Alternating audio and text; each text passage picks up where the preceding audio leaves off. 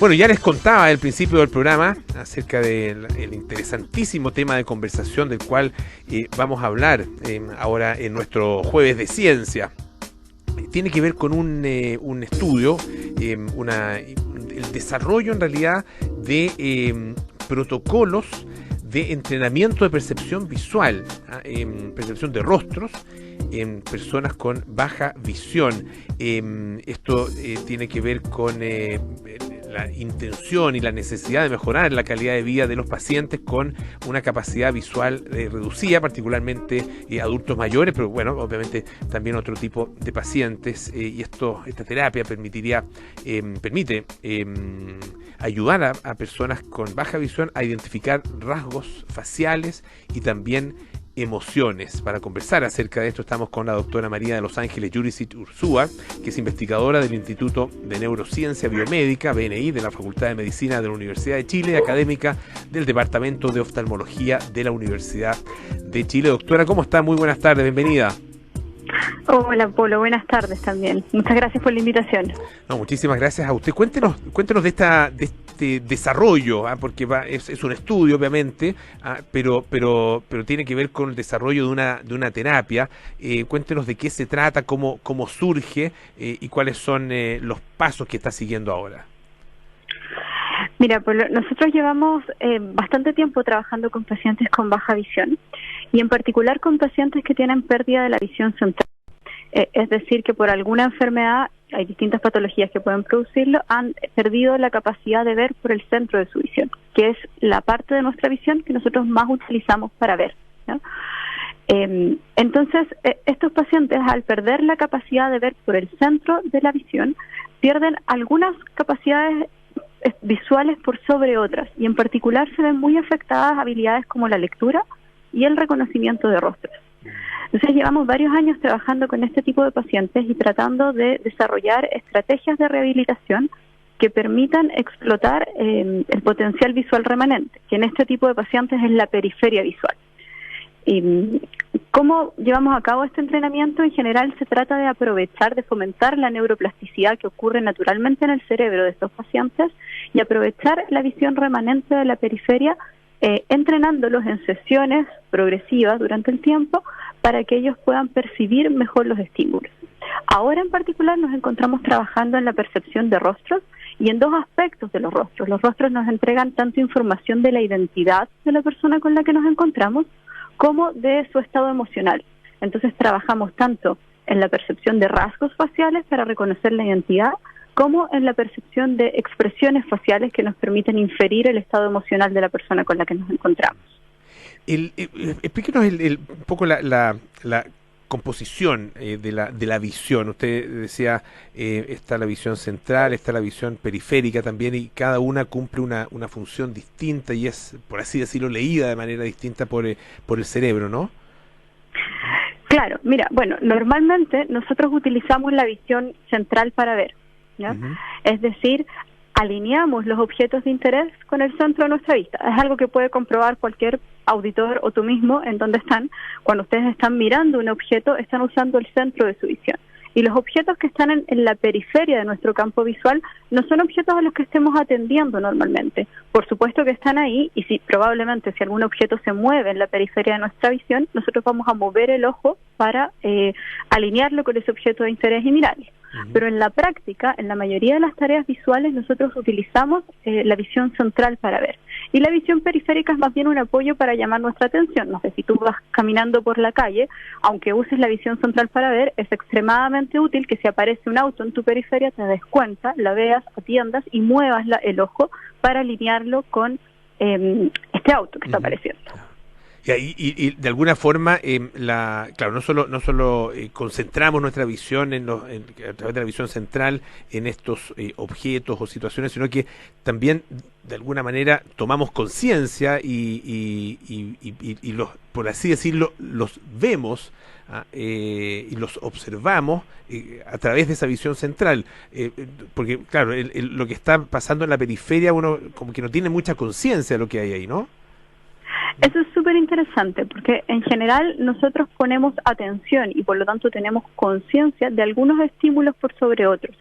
y de aquellos que tenemos algún grado de conciencia son en los que estamos prestando atención. Hay una selección de información visual. Es absolutamente imposible que nosotros pusiéramos atención simultánea a todos los estímulos que están en nuestro campo visual. Entonces siempre hay un proceso de selección y generalmente la atención y la conciencia del estímulo visual suele estar alineado con aquello que está al centro de nuestra visión. No siempre es así. Si tú estás, no sé, mirando la pantalla del computador y alguien te está hablando al lado y no puedes dejar de mirar la pantalla del computador, pero escuchas a esta persona, probablemente tengas parte de tu atención visual también en el campo periférico, en el campo visual periférico. Pero lo más habitual es que nuestra atención y la selección de información visual relevante esté en el campo visual central. Como cuando uno dice, no, si te estoy escuchando, pero si estás mirando el celular, no, si te estoy escuchando, no te preocupes. Exactamente, claro. exactamente. Estamos conversando con la doctora María de Los Ángeles Jurisic, que es investigadora del Instituto de Neurociencia Biomédica de la Facultad de Medicina de la Universidad de Chile, académica del Departamento de Oftalmología de la Universidad de Chile. A ver, este es un estudio que ustedes están, no sé si ya tienen a todos los voluntarios que van a participar. Son personas que tienen algún tipo de daño, alguna patología que afecta su visión central. ¿Con qué tipo de orígenes? ¿Cuáles son efectivamente esos tipos de daño o de patologías que impiden que la persona pueda utilizar de buena manera su visión? Bueno, respondiendo a tu primera pregunta, no tenemos a todas las personas reclutadas y también hubo en el fondo una suspensión, ya estamos retomando con la pandemia. Ya, era muy ético llamar a personas a ser estudiadas en la mitad de la pandemia. Claro. Pero ahora ya estamos retomando. Con respecto a lo segundo, en general las patologías que afectan la visión central son muchas, ¿ya? Pero las más prevalentes, es decir, las más frecuentes en la población, son la degeneración macular asociada a la edad, las miopías degenerativas, la retinopatía diabética también puede causar una pérdida de la visión central. Esas te diría que son las tres más prevalentes. Hay muchas otras enfermedades y nosotros no estamos seleccionando por la patología de origen, sino que por el fenómeno de que existe una pérdida de la visión central. Podría incluso ocurrir por un trauma, por ejemplo. Ahora, ¿qué tipo de investigaciones es o qué tipo de desarrollo es?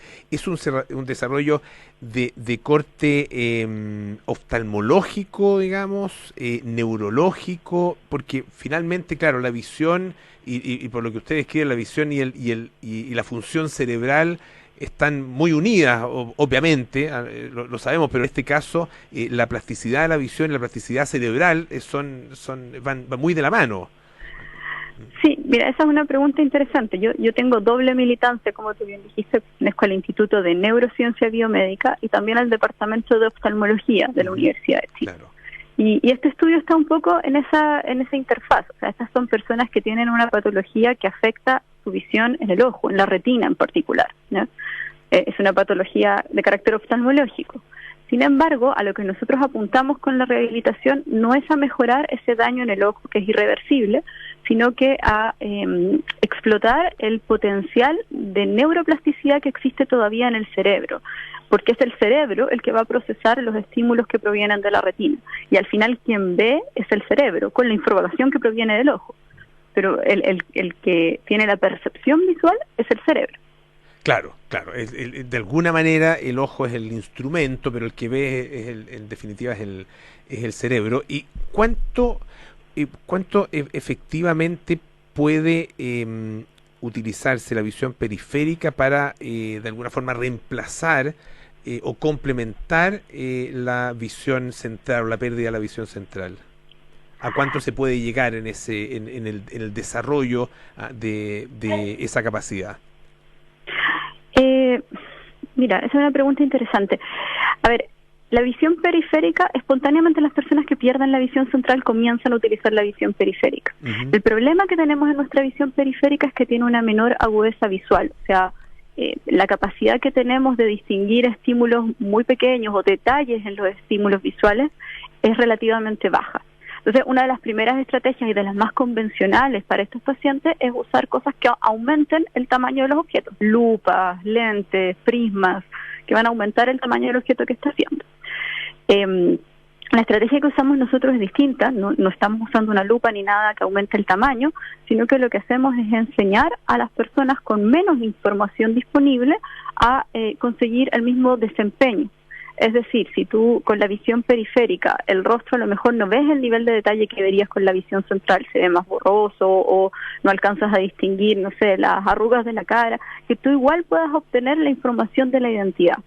Y eso es lo que denominamos como aprendizaje perceptual, o sea, sin conseguir un aumento de la agudeza visual real, es decir, esta persona va a ir al oftalmólogo y va a obtener exactamente la misma cantidad de líneas leídas en la consulta, ¿sí?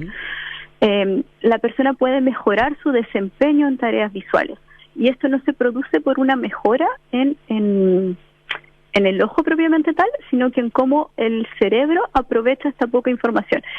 Mira, voy a hacer una analogía bien burda, pero en definitiva, si yo te doy menos pistas de qué persona estoy hablando, que tú igual consigas identificar su identidad, aunque te esté dando menos pistas. Acá son menos pistas visuales, te doy menos detalles, pero por fuerza de haberte entrenado, tú igual consigues obtener la identidad de esa persona, la expresión de esa persona, ¿no? ¿Y cómo es ese entrenamiento? ¿En qué consisten estos protocolos? Mira, estamos trabajando en 2 protocolos, uno de los cuales ya tenemos algo avanzado y otro que estamos iniciando. Uno de los protocolos, el que te mencionaba, es de aprendizaje perceptual, y en lo que consiste fundamentalmente es que tú te enfrentas en forma repetida al estímulo, en este caso a ver rostros, ¿sí? Y a tratar de identificar ya sea su identidad o la expresión facial que está en el rostro.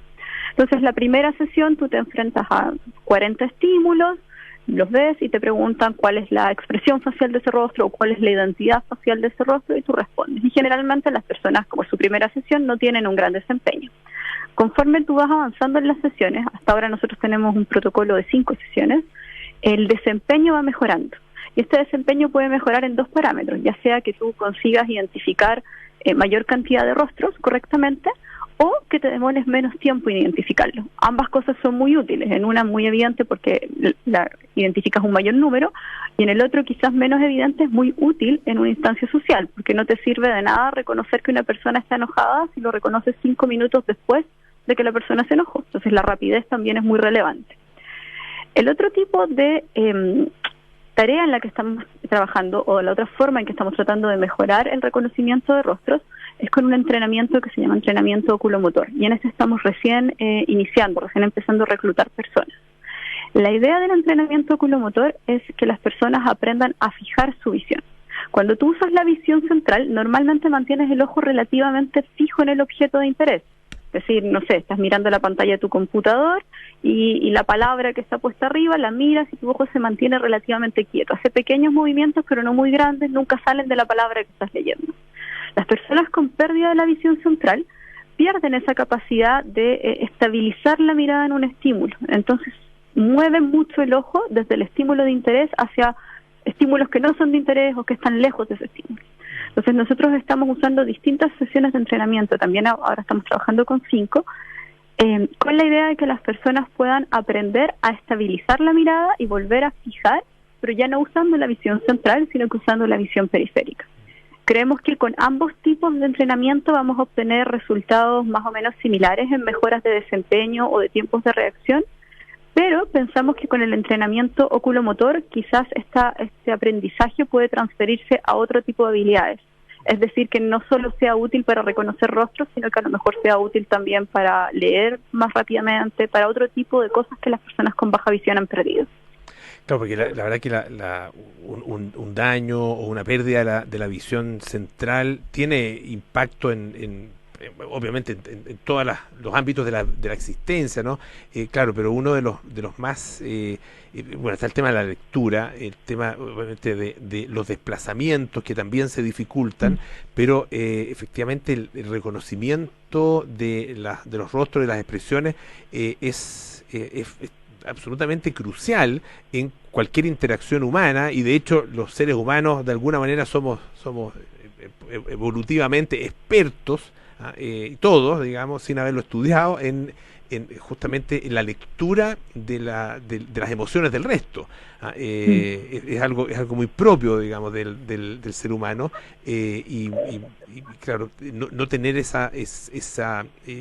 instrumento para poder lograrlo debe ser obviamente finalmente razón de, por ejemplo, aislamiento de adultos, de los adultos mayores, aislamiento de las personas que los deja muy al margen también. Es una forma de reincorporarlos también a la sociedad, ¿no? De todas maneras, la verdad es que es algo súper limitante para ellos. Además, hay que pensar que este tipo de pacientes en general son adultos mayores, ¿no? Si bien nosotros no restringimos a la edad de nuestros participantes, por el tipo de patologías que tienen, la mayoría están sobre los 60 años. Son personas que tuvieron una vida normal, con una visión normal y en forma relativamente abrupta, perdieron la visión. Entonces eran personas acostumbradas a leer, a tener interacción social en que veían los rostros. No es una persona, no sé, ciega de nacimiento o con pérdida de visión en una etapa muy temprana de su vida. Entonces se ven extremadamente limitados en una etapa en que se sienten menos capaces de volver a adaptarse, aunque la verdad es que hay algunos pacientes que están muy, muy adaptados. Y es bien limitante para ellos, produce una reducción de la calidad de vida muy importante, a muchos de ellos además los hace perder su trabajo, entonces tiene un impacto la baja visión muy fuerte en la calidad de vida y en la inserción social. Entonces es un problema que yo considero muy relevante de atacar, digamos. Una vez que se desarrollan estos protocolos y se hace el estudio, ¿en qué se transforma? ¿Se convierten en una terapia? ¿Esto es algo, es como desarrollar un método que, no sé, se patenta, que se establece como protocolo en, no sé, en clínicas, en hospitales? ¿Qué pasa con este protocolo con posterioridad una vez que se prueba y se aprueba? Claro, mira, bueno, para patentarlo no podría habértelo contado en la radio. Ya. No va, pero no, el ideal o mi sueño, digamos, sería que en el fondo, una vez probado que esto funcione, lo primero es probar la transferencia a la vida real de estos experimentos, porque una cosa es que yo entrene a alguien a mirar rostros en un computador en el laboratorio y que funcione y que después de mucho entrenar reconozca mejor los rostros en un computador, pero las personas interactúan con personas reales, no con personas en computadores. Bueno, en la pandemia no, pero en la vida real. Entonces, como interactúan con personas reales, necesitamos ver si este aprendizaje obtenido en el contexto de un laboratorio se transfiere a la vida real. Y para eso tenemos que probar cómo las personas reconocen rostros en otro tipo de experimentos, en experimentos más naturales, ¿ya?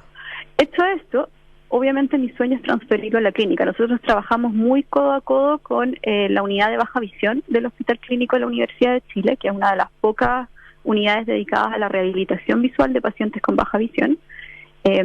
Y claro, el sueño sería poder transferirlo allá, que las personas pudieran asistir a terapias de rehabilitación, así como hay, no sé, neurorehabilitación para personas que han tenido accidentes cerebrovasculares o otro tipo de traumas. Que existiera en el fondo disponible en clínica esto como una estrategia de rehabilitación visual. Perfecto. Le queremos agradecer muchísimo a la doctora María de los Ángeles Yurisic Urzúa, investigadora del Instituto de Neurociencia Biomédica de la Facultad de Medicina de la Universidad de Chile y académica también del Departamento de Oftalmología de la Chile. Muchísimas gracias, doctora, que esté muy bien. Gracias a ti, Polo, un gusto.